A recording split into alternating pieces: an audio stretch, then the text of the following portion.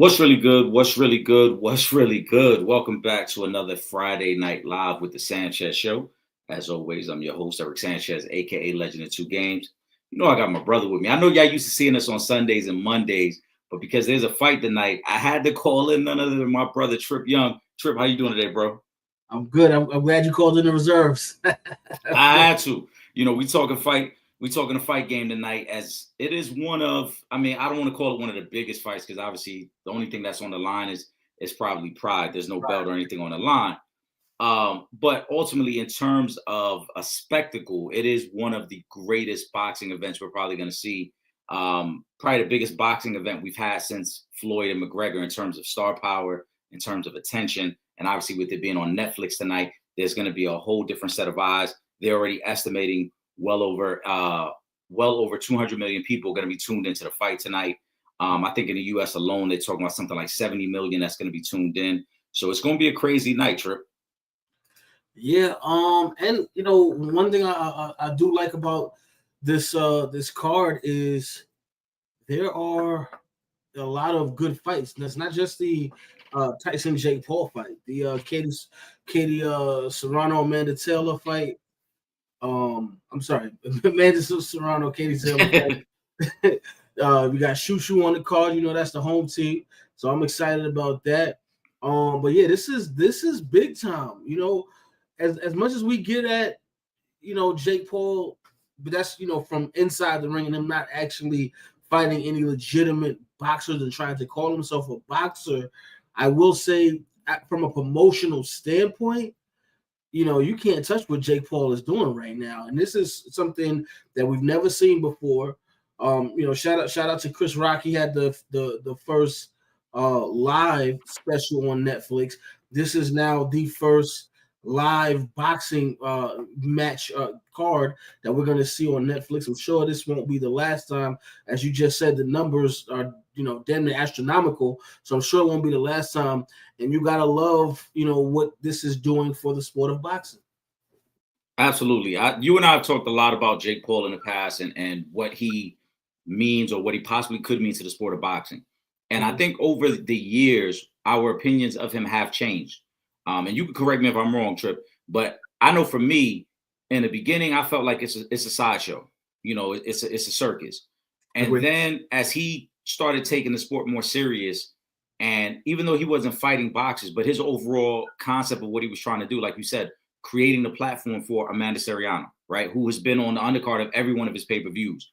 And then MVP Promotions, which is his promotional group, being the ones who put together the Serrano Katie Taylor fight, which broke record numbers at Madison Square Garden.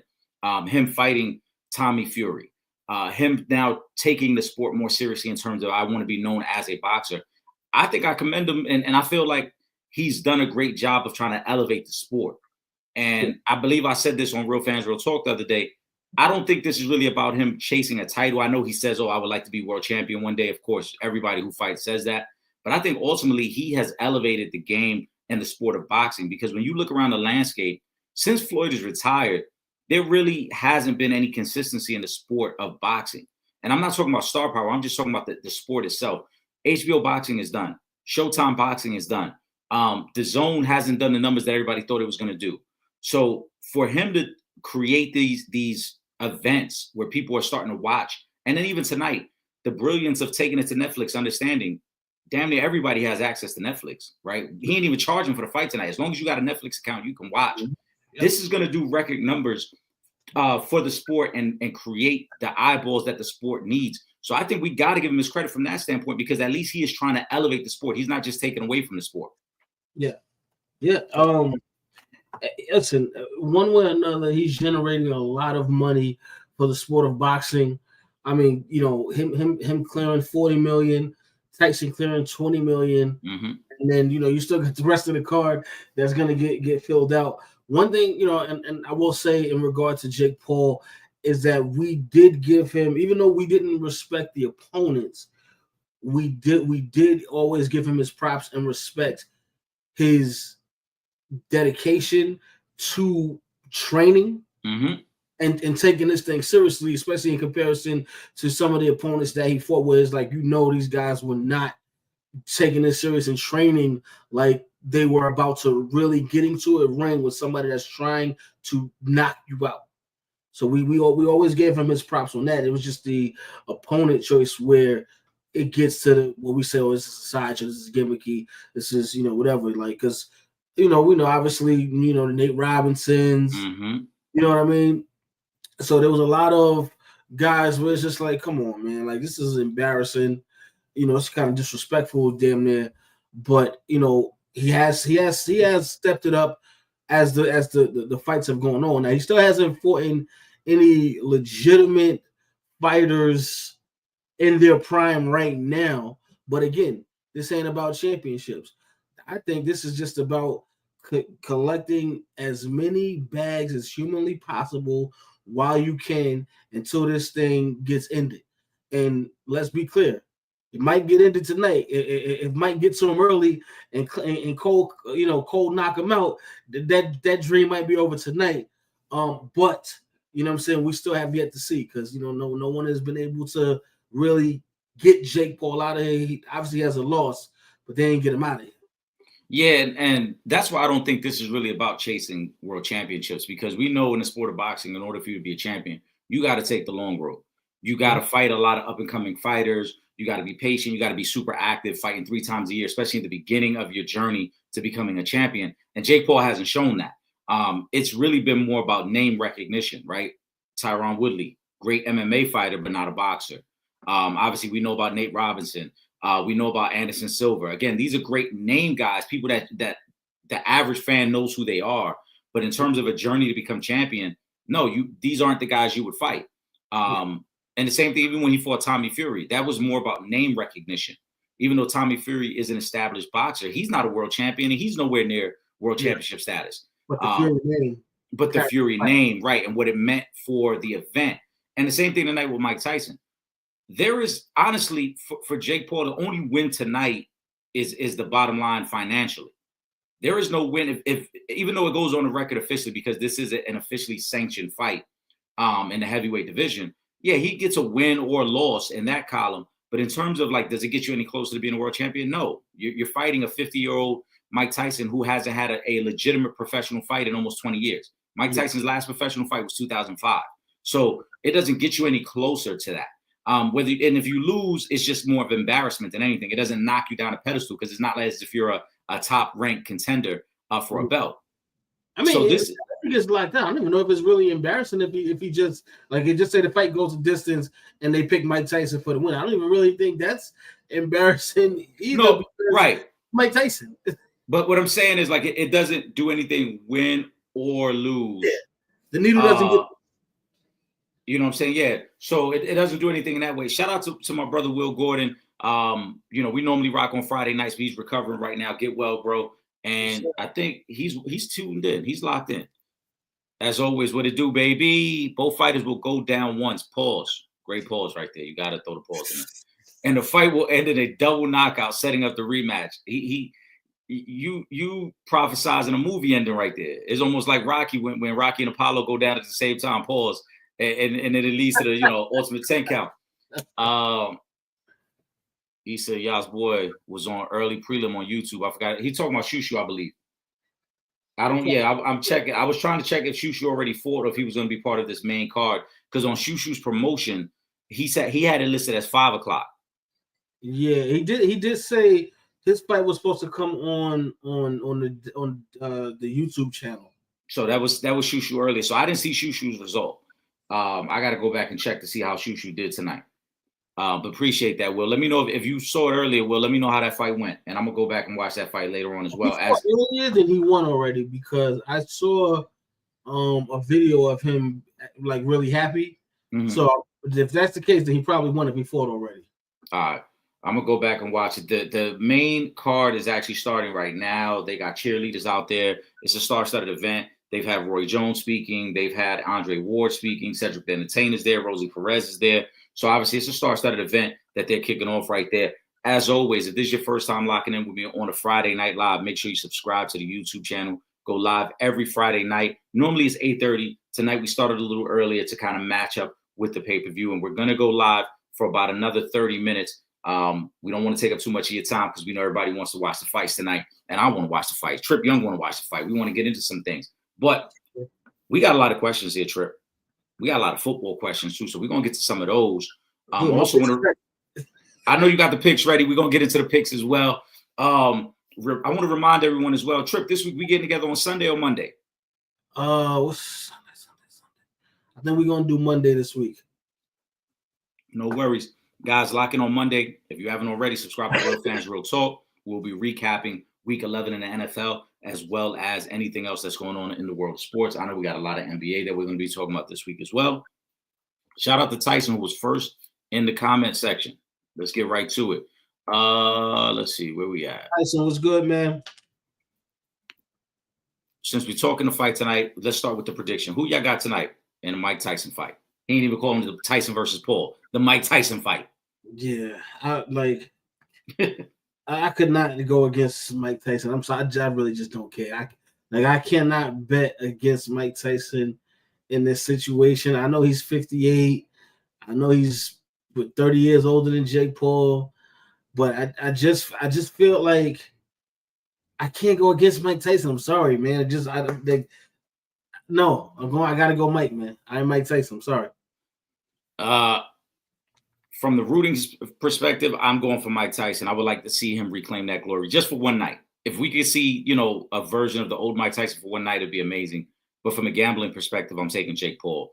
I just feel like there's too much that leans in that direction of Jake Paul, obviously being 30 years younger, obviously being the fighter that's been more active lately. As I mentioned, Mike Tyson hasn't had a professional fight in about 20 years. And so there is no substitute for ring activity. I just don't think that you can be out of the ring that long and expect to just come in and pick up. And mind you, at the end of Mike's career, he wasn't really great at that point either. He had lost the love of the sport up to that point as well. I think Mike Tyson will look great for about 2 rounds. And I've said it several times. He'll look great for about 2 rounds. And then I think the legs will start to get a little heavy and the stamina will become an issue. And the fact that Jake Paul is a younger fighter who is a very strong fighter. We've seen it with some of the knockouts. He's a strong guy as well. That will start to take a toll on him. Mike has a much higher ring IQ. Mike has been boxing for 40 years, right? Since he was 14 years old. So Mike has a better ring IQ. Mike still has some power.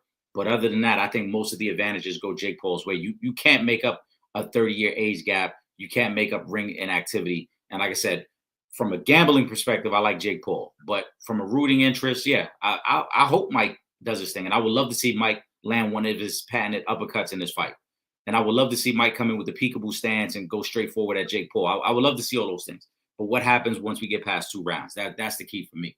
Well, so here's right, because I want to say this. It's not your regular 3-minute rounds. 2-minute rounds. 2-minute rounds. Mm-hmm. Yeah. So I'm gonna give Mike 3 rounds before he start getting too into it. I'm gonna give him 3. That's fair. What I don't want to see happen is, because I think it will be super corny, is I don't want to see Jake Paul running around the ring for 4 rounds just to tire Mike out and make this because then I really feel like this is some BS spectacle type stuff where you ain't really trying to get it and mix it up with Mike. I don't think he will. Now, if Mike lands a big shot early, I could see Jake Paul getting on his bike. I'm not gonna lie. If Mike lands a big shot early and Jake Paul feels his power pause, I could see him getting on his bike and saying, "All right, let's wear him out a little bit." If it doesn't put him down, but you feel that. Yeah, he's gonna say let's wear him out a little bit. Yeah, that's what Roy said the other day. Roy Jones said Mike Tyson, and this was 5 years ago, maybe now. He said Mike Tyson punches feel like a horse kicking you in the chest. So if he gets one of them, he definitely gonna be dancing around. Yeah, of course. He's gonna dance around. I don't think anybody would be surprised. I don't even blame him for that case. So that's gonna be the key to watch. If Mike lands something early, how does Jake Paul handle it? Right? Can he handle the power that Mike's gonna bring? Or is it going to be one of those things where it's like, all right, let's get on a bike a little bit, the imaginary bike, and wear him down and see if maybe we could take over this fight in the 4th and 5th round when he's tired, and the legs are gone. That's going to be something I'm paying attention to, but that's why I think Jake Paul wins. As long as he hasn't gotten hit and he's just running, I'll be okay. I'm okay with that. But You know what I'm saying? If Mike can't even touch you and all you doing is running around the first couple of rounds, yeah, I'm over it. Reaction to Thursday night football. The Eagles beat the Commanders yesterday. The Commanders now have lost 2 in a row. They're 7-4. Eagles have taken over the NFC East. Tyson says Saquon breezes through Commanders for 6. I'm gonna just leave out one portion of that question there or that statement there. But Saquon looked good yesterday. And the Eagles, I don't even have to say pause. We just leave that out. The Eagles, I think this is the most consistent they've looked, and now 5 in a row. That offense is clicking. Saquon, I think, is officially in the MVP conversation. Mm-hmm. Jalen Hurts has looked more consistent. That defense of the Eagles, I think, deserves some credit as well. You saw yesterday they completely shut down Terry McLaurin, who's the number 1 option for the Commanders. Tripp, what were your thoughts on Thursday night's game? The Eagles look like a mature veteran football team who put Lil Bro back in their place. You know, when Lil Bro would be thinking he feeling himself, he's shrugging his shoulders off and whatnot because he feeling right. And then Big Bro got to come in and say, nah, you still Lil Bro.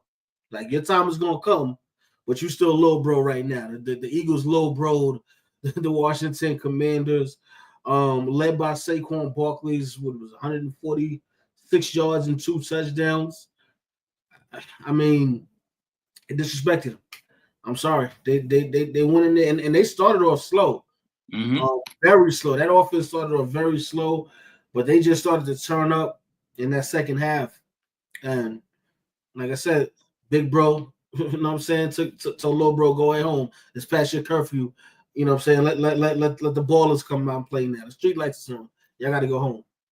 Yeah, I just feel like the Commanders are a good young team.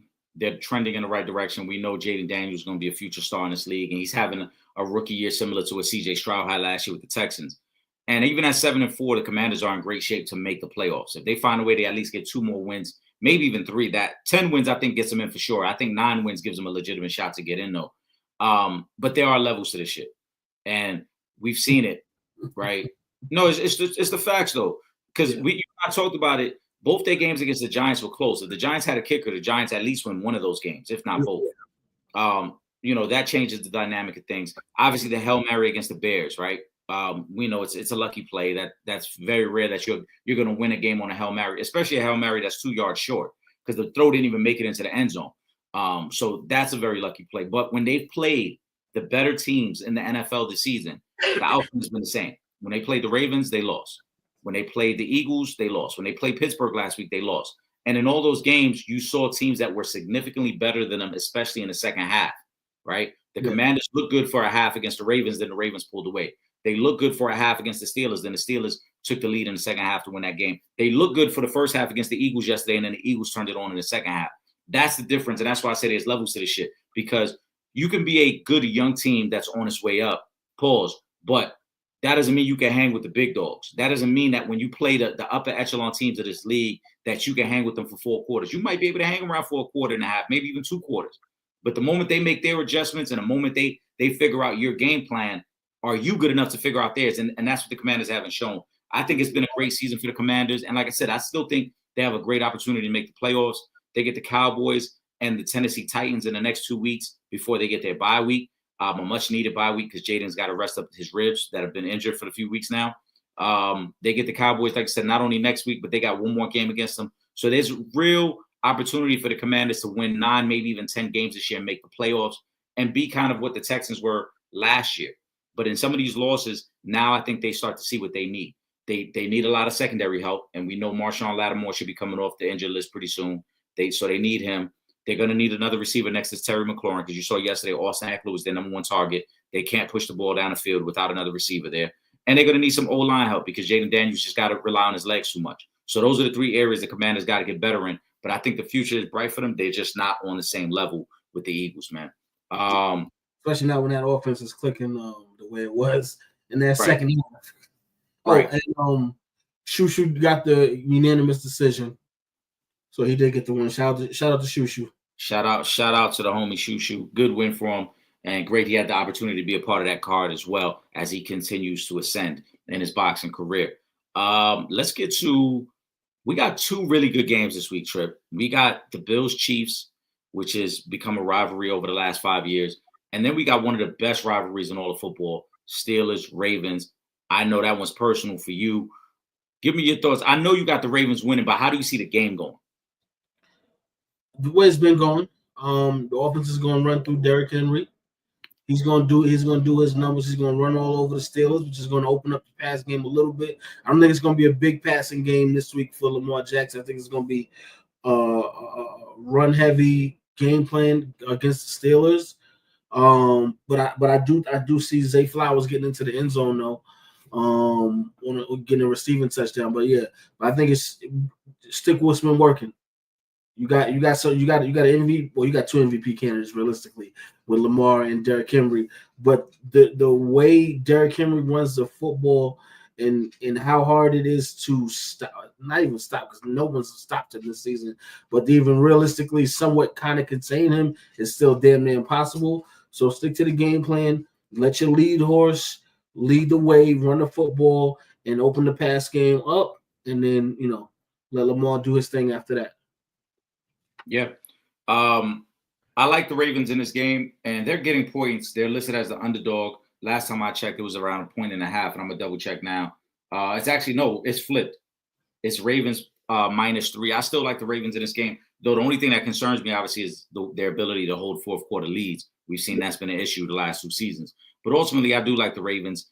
I just think too many weapons, and their Steelers defense is good, but we saw the Commanders be able to get up and down the field on them. And I think the Ravens have far more weapons, and obviously they have that running game that they can rely on late. Lamar Jackson looks like he's going to win back-to-back MVPs, at least going into Week 11. I think Lamar's got to be the front runner for MVP again. And I like them a lot. Like you said, Zay Flowers didn't have a great week last week. I expect him to bounce back this week. But more importantly, I just think it's Derrick Henry, it's Lamar, it's the Ravens in a game against a Steelers team that struggles to get to 20 points. And it's kind of like the first team that gets to 20 points is going to win the game. That's why I like them. Though I always say be cautious of the home underdog when you have division rivals playing because it's more personal between those two teams. They know each other. Right. Know each other very, very well. Tyson also wanted to know, is Russ built for AFC North football? John Harbaugh said Wilson brings a lot to the table. I think Russ is built for AFC North football. We can't forget Russ was part of those great rivalries between the Seahawks and the 49ers that were very physical. And for about 4 years, the winner of that rivalry was going to the Super Bowl. So I don't think Russ will be overwhelmed or intimidated by anything he sees against the Ravens. I think he's built for this. And I think ultimately, it's not just about Russ, though. It's really about this Pittsburgh defense because that's really their anchor. They're not living and dying by Russ. They're really living and dying by that defense. As long as that defense is good, Pittsburgh's going to be good. Yeah, listen, man. At the end of the day, I know we're a couple of seasons removed from it. But Russell Wilson is a Super Bowl champion. Like let's still give him his respect because there are a lot of quarterbacks that have not even sniffed a Super Bowl. Russell Wilson has been to two of them. He's won one.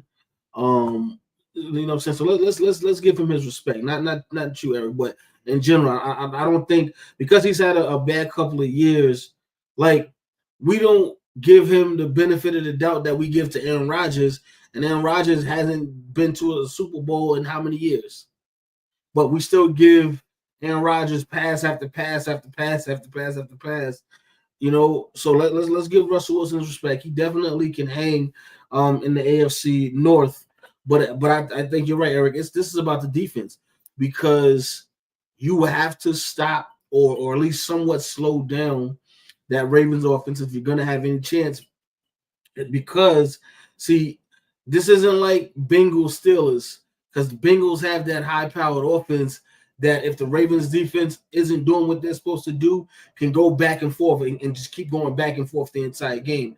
Steelers don't have that type of a potent offense. So they're going to have to rely on their defense in this one to try and slow Baltimore down, try to contain Lamar Jackson if you can. If they can do that, yeah, they'll have a chance.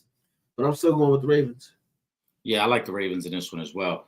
Shout out, just to switch gears back a little bit. Shout out to Will. He said, Mike, Mike has to win for the culture. He said, I can't see Trump and Jake Paul win 10 days apart.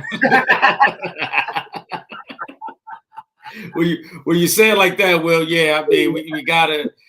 You're right. Maybe I should change. I mean, I'm rooting for Mike. I already said I am rooting for Mike. I just think from the gambling perspective, you got to go Jake Paul. But that's a great point by Will Gordon. Let's get back to football. And speaking of Will, this one is kind of close to home for Will. Tyson wants to know, who would you rather see win, the Bengals or the Chargers? Well, I don't care who wins the game, but I do want Joe Burrow and Jamar Chase to have another game like they had last week. Because I killed in fantasy. I had over 300 points in fantasy. So if they give me another game like last week, I'm all for that. Y'all can have the W as long as they do what they did last week, and I'm okay. Yeah, I don't have a particular rooting interest. I'll just say this, though. I expect the Chargers to win. If I got to choose who would I rather see win, I'll say the Chargers. The Chargers have been far more consistent this year, and I think they're progressing in the right direction as a playoff team. The Bengals have been so inconsistent. Offensively, they look great, but defensively, they've been fucking trash. And so if you're going to ask me who would I rather see win, I'd rather see the team that's been a little more consistent in the Chargers, the team that just seems better coached, the team that I think just right now is far more well-rounded. Joe Burrow has been good individually. Jamar Chase has been good individually. I think he's leading in the top 3 categories as a receiver. So they've been good there. But defensively, I mean, they've given up 30-plus points, I believe, 5 times already this year. So they're not a team I'm rooting for to see win. And even if they win, they get to 5-6 as a fringe playoff team. They don't make any noise. To me, I think the Chargers are a far greater threat in the AFC. So I would like to see them win. Also, this circles back to a point, and this is going to lead to a statement that Will just made. I just saw him bring that up on the screen as well. Because Will Gordon, a couple of weeks ago, highlighted how good the Chargers defense was. And I said the Chargers defense kind of got fat on bad quarterback play. This is the opportunity against a really good quarterback. Will Gordon's comment here: Burrow leads the league in yards and TDs. Chargers have the number 1 scoring defense in the NFL. How does this play out? And this is the perfect segue.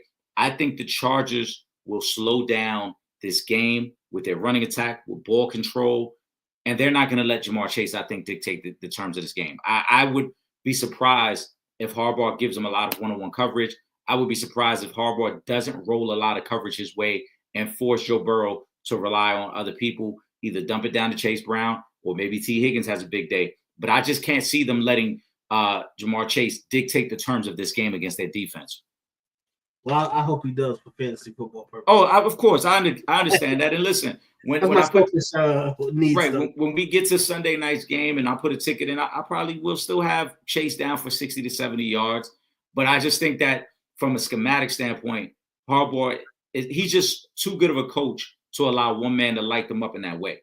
He's going to roll coverage that way. He's going to find ways to try to slow down that side of the field. Wherever he lines up at, he's going to look to slow down that side of the field. And like I said, maybe it's a big T. Higgins day, but I just don't think Chase will have the impact that he's had in previous weeks. Well, T. Higgins got to freaking stay healthy.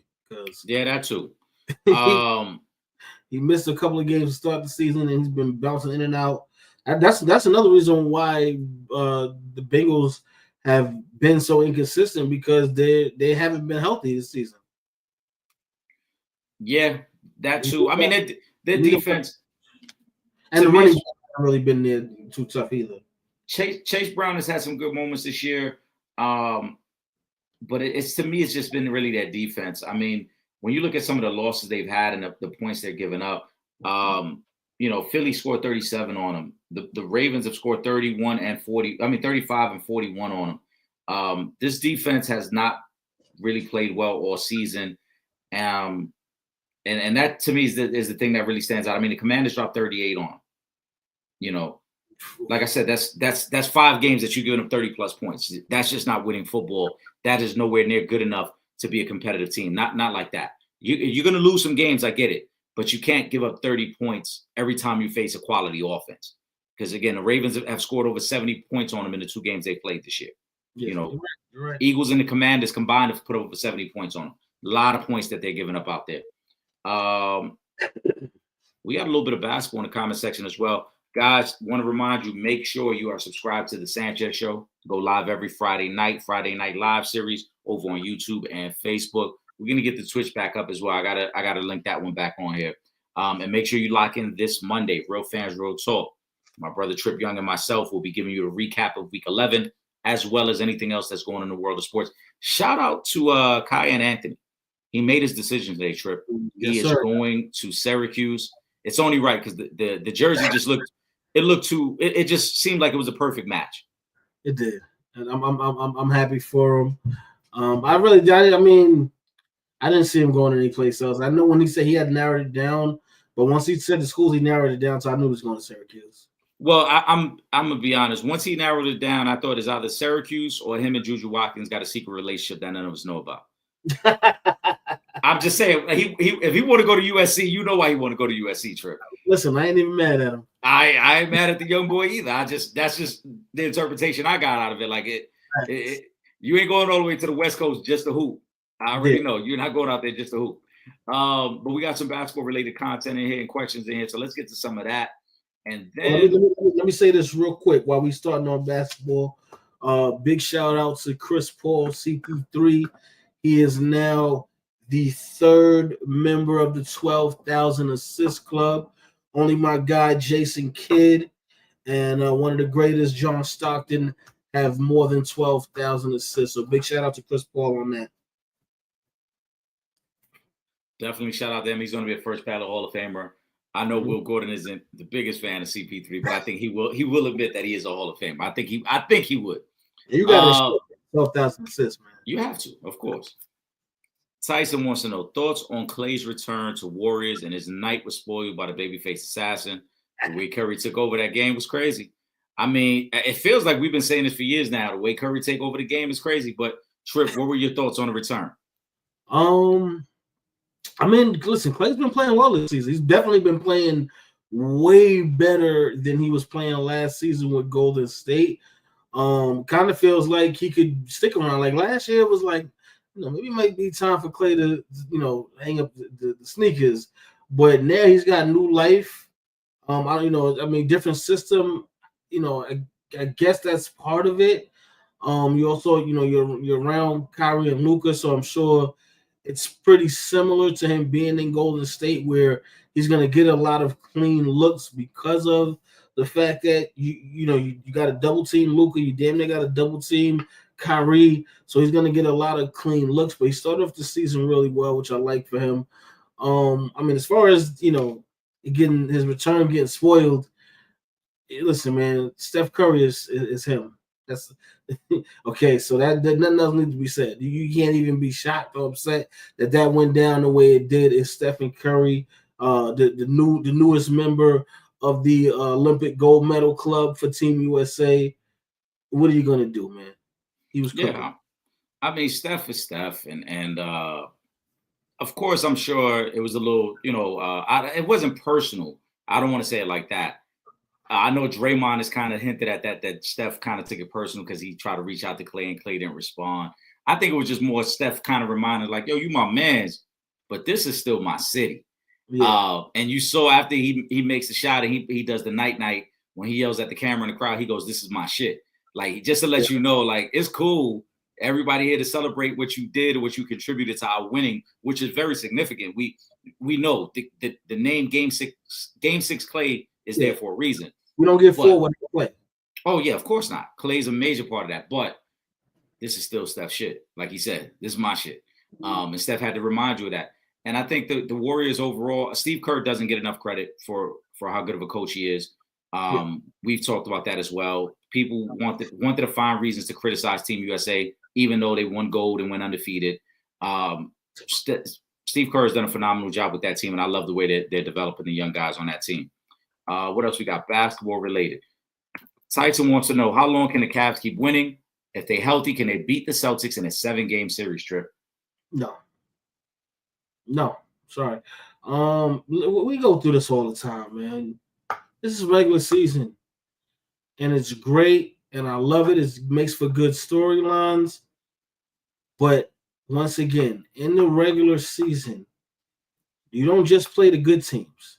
You play the bad teams.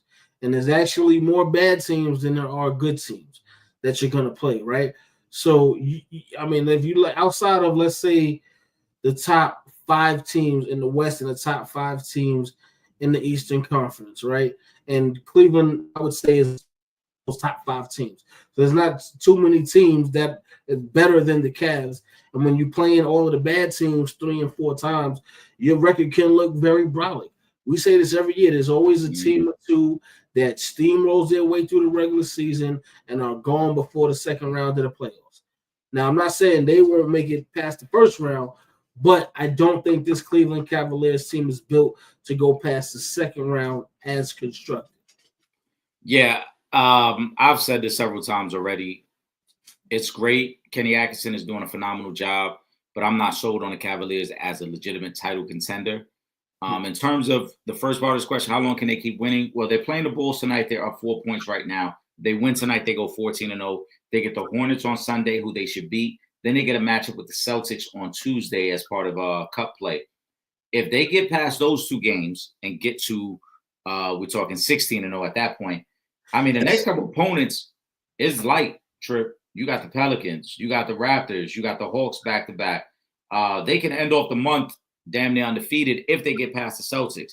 But to your point, it doesn't really matter because in a 7-game series, unless you're telling me the Celtics are not healthy, that's the only way the Cavs can beat the Celtics. If the Celtics are healthy, they're not beating the Cavs in a 7-game series.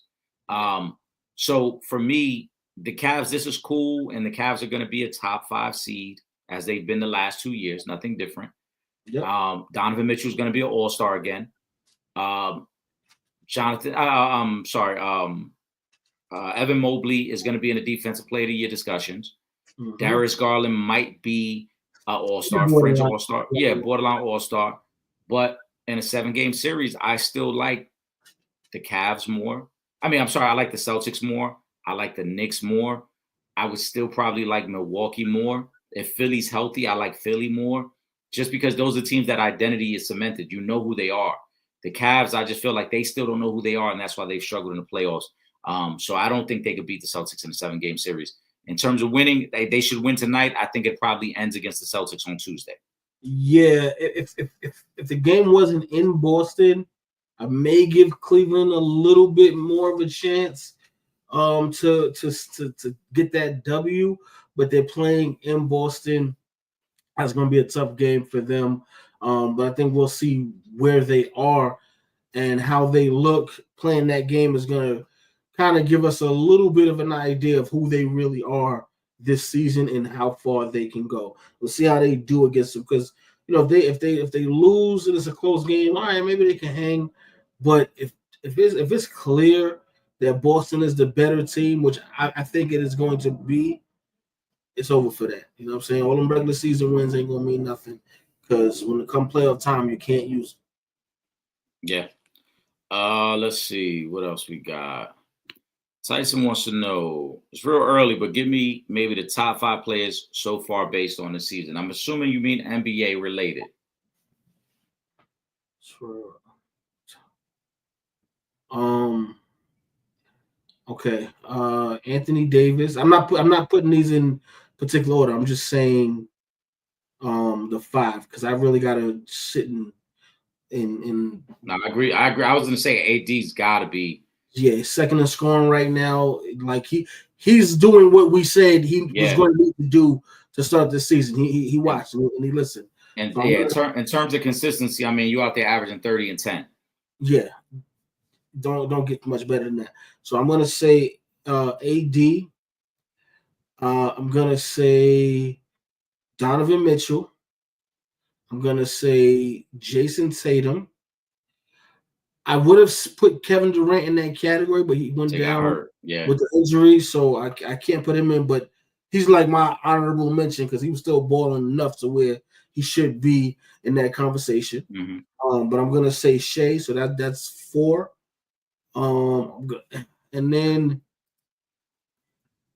in that 5th spot, I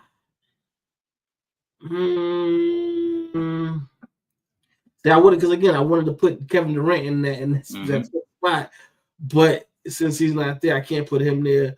So I guess I'll go with Jokic. I guess they've been as of late they've been picking up steam. So I guess I'll put Jokic at the fifth spot, and Yeah. go ahead. No, go ahead. I was just gonna say I'm gonna give an honorable mention, but I'm gonna combine them. I'm gonna combine Cat and Jalen Brunson as honorable mention. Fair enough. I think Cat has been phenomenal for the Knicks as well. I agree with your list. I mean, Giannis, I would like to throw Giannis in the list, but team-wise, they haven't played well. Even though he's averaging 33 and 13, but Yeah. team-wise, they haven't played well. But Joker's out there averaging a triple-double. And it's crazy because Joker keeps getting better and better. I just don't think he's going to get any more MVP votes at this point. Yeah, he's about to get that. I'm tired of him. Yeah, it's gonna, now we're gonna start picking apart his game and finding reasons why he isn't the best player, even though he clearly is. But coming off his Olympic performance and the way he almost helped upset Team USA to then come into this season and play the way he's playing, I think he's been phenomenal. Shea, everybody knows how I feel about Shea, man. They got the best record in the West right now. They're gonna be without Chet for a little bit, but I think Shea is more than capable of holding it down. And I agree. Tatum has been great, averaging 30 points a game. Donovan Mitchell and the Cavs have been great.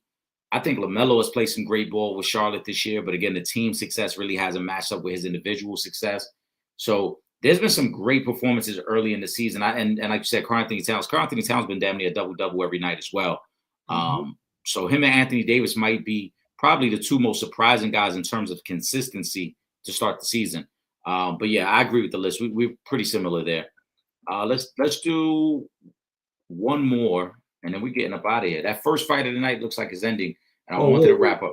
You had said Melo. I just want to say Jello. Please leave Cam and Mace alone. Oh my God, goofy, fucking goofy. You ain't gonna win with that one. Just let it go. I mean, he's trying anything for credibility and relevancy at this point. Yeah, like, bro, you're not in the league. Like, stop. Just stop. I thought Cam ended him already on that. He did, but I think he had said something else, and just like, bro, you have not accomplished anything.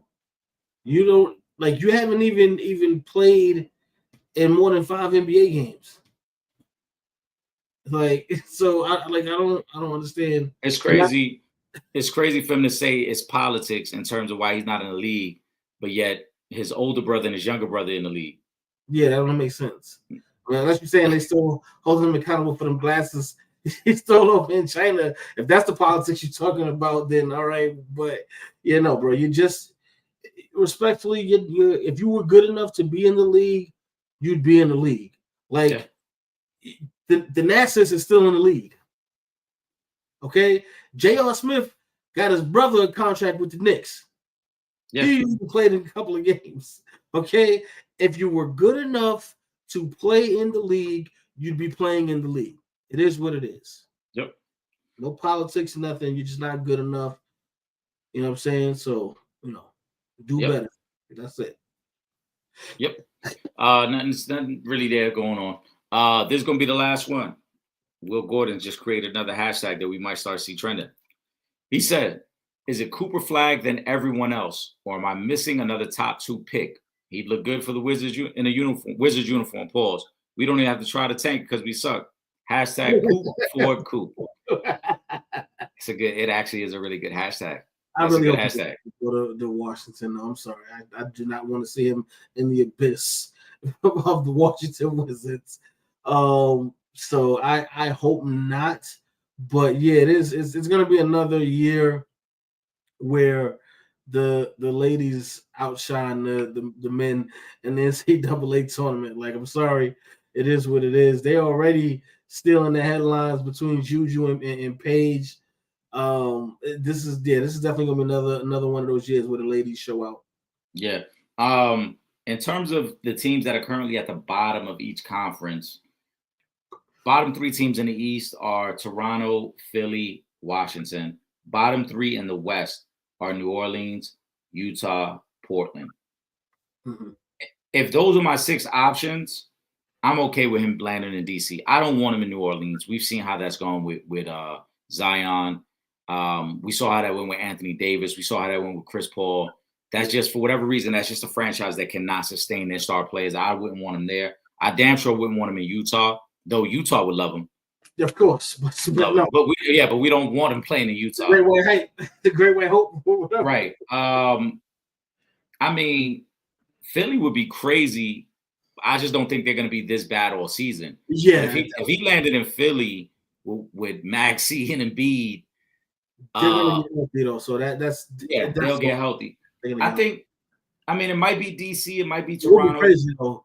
Yeah, it might be DC, it might be Toronto, it might be it might be one of them teams. But in terms of like, yeah, if those are my 6 options based on record as of today, I'm okay with DC. It'll be him, Jordan Poole, and Kyle Kuzma, the new big 3. See what they should do. Milwaukee should actually start tanking now, so they can just try to have a shot at Cooper. Then you can put him with Giannis and with Giannis and Dame out there. Well, they're not going to tank with Giannis and Dame on the roster. Now, No, if they trade Giannis, which has been a rumor the last week, if they trade Giannis, then that means they're going into full tank mode because they're going to also trade Dame probably right after that. And they'll just say, fuck it, we're punting on the season. And then Doc Rivers will get fired again and he'll be out of a job again. And then they'll be tanking it away. Yep, basically. That's what'll happen.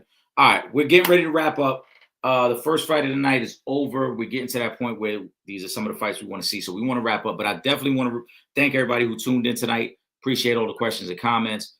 Make sure you guys subscribe to the Sanchez Show over on YouTube. Follow me on social media as well. You see this, the handle right there, Legend of Two Games. Make sure you shoot my brother Trip Young a follow and a like as well. Trip Young _ Real Fans Real Talk. We're back on Monday night with Real Fans Real Talk, right, Trip? Yes, sir. Any parting words before we get out of here? Final thoughts, parting words. Want to show love? Let me know. No, man, I'm ready to get to this fight. Let's go, Mike Tyson, man. It's a Brooklyn thing tonight. I think H2O is going to join us on Monday as well because he's got a basketball tournament coming up. Nice. So yeah, just y'all tune in and like Eric said, make sure y'all subscribe to the Sanchez Show and the Real Fans Real Talk podcast, man. We got some things in store for y'all, some big stuff coming up. So I'm really excited about this next couple of weeks going into 2025. It's gonna be a fun year for us. We getting back to the good old days. That's a fact. We got something in store as we transition into the new year that we're working on and we're putting the final touches on. So be on the lookout for that. Mm-hmm. And this holiday season, man, you guys be safe out there, man. We're approaching Thanksgiving, Christmas and New Year's right after that. Don't be reckless out there. Don't crash out, man. You know what I'm saying? Enjoy your time with your family. Be smart out there. Live life, but live life responsibly, man.